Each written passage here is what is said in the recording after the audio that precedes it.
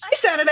Hi, politics girl. Thanks for all you do. Well, thanks for all you do. I'm in the kitchen ready to make dinner, and you're still on the Senate floor because there's work to do. Well, I don't know what we're making here, but they say you don't want to see legislation made. It's like sausage. But that's especially true when Republicans are trying to do what they're doing. Well, yeah, you were recently talking on the Senate floor about how Donald Trump ran on lowering costs for the American people, but now everything's more expensive, and how he ran on making things better for the American family, but like every executive order is making things incrementally worse, right? This budget that you guys are dealing with right now is just trying to ram through a total giveaway to people like Trump and people that are beholden to him and people that he wants beholden to him, but it kind of leaves the American people on the sideline. Totally. And actually, not just on the sideline, but a lot worse off than they would Yeah. otherwise, right? Because in order to pay for these tax cuts for the very rich, they're going to cut Medicare, they're going to cut Medicaid. And that's why we're offering all these amendments. We're saying, okay, you're getting on the runway to take off on this big tax cut for the very rich. We want to provide some guardrails, right, for working people and American families. So we're saying, let's at least agree that we shouldn't cut Medicare or Medicaid or child nutrition programs. And so far, the pattern's the same, right? Republicans will not say that they won't cut Medicare or Medicaid because that's what they're setting it up to do. And this really is the great betrayal because, as you said, Donald Trump on the campaign trail said he was going to reduce prices, said he was going to look out for working people. Prices are going up, and he's got Elon Musk rampaging through the federal government, not to make things more efficient. I just want to be clear. The goal is to make the government work for people like Elon Musk at the expense of everybody else. And that's the same with this tax plan. Yeah, and I want people to understand that what you guys are doing right now is not normal. You don't normally work through the whole night. What you're doing right now is called budget reconciliation, which was created kind of in the 70s when Congress was worried that America's deficit was getting too big and that the presidential influence was too much, right? So to counter this, Congress created this type of legislation, this final budget reconciliation bill, so that you guys could make sure that we'd be hitting all of our spending targets. Because when people say Congress controls the purse strings, it's because the Senate and the House are the ones that are supposed to be in charge of the budget and the money. And right now, as we can see from the American public, you got President Trump out here trying to take that power with all of his executive orders and to take over spending and money, a job that is not his and is technically completely unconstitutional and overreach. Are you guys talking about that at all on the Senate floor? That he's got no business cutting these programs for the American people? That he's got no business with his hands in the pockets of money you guys already appropriated or money that you should be appropriating? Yes, and you're absolutely right. I mean, what's happening is illegal. Yeah.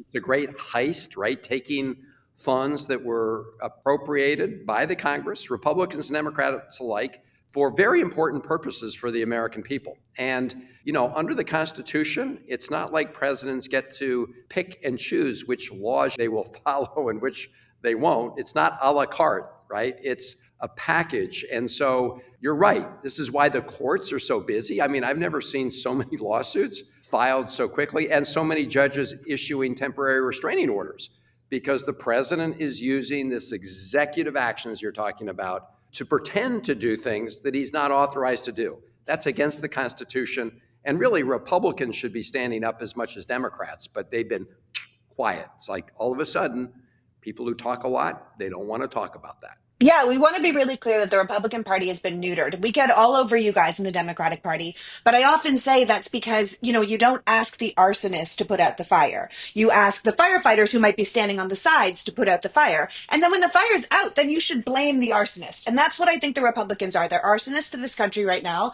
to the entire process. And I'm really glad that you guys are there right now drawing attention to all these things that happen because I was talking to Elizabeth Warren earlier today, and it's like, you guys don't have a lot of power. You can't change what they're going to do. They're going to do what they got to do. They got 53 votes. They're going to get it through.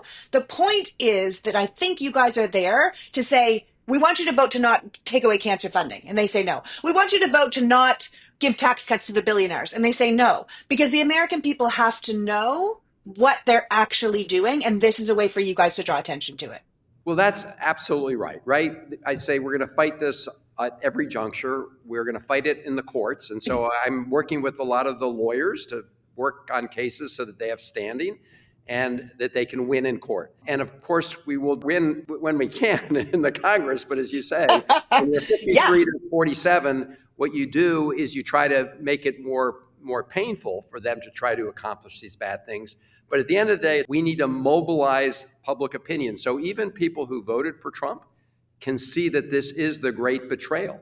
I mean, when he was on the campaign trail and people asked him about Project 2025, it was like, what's that? I don't know what that is. I see nothing. I hear nothing. I know nothing. And then he put the author of Project 2025 in the cockpit in the White House, overseeing the entire budget. And he's Yeah, he's allowing just going Elon down a Musk. checklist. Yeah, and Elon Musk is getting his hands on your Social Security information, your banking information, and all that. Yeah, So, we're all very cross, Senator Van Hollen. I'm really glad you're there because honestly, the American people are flippin' furious and we need people out there standing up for us. So thank you for doing what you're doing. I know you're in the middle of the whole votorama, so you got to get back to it. But thanks for taking a second to talk to me. I well, really appreciate it. thanks for helping us blow the whistle on what's happening here. And with the help of the American people, we will win. We won on the Affordable Care Act when they tried to destroy that. And we can do the same thing, but we need to really mobilize the country. Thank you. Well, thank you.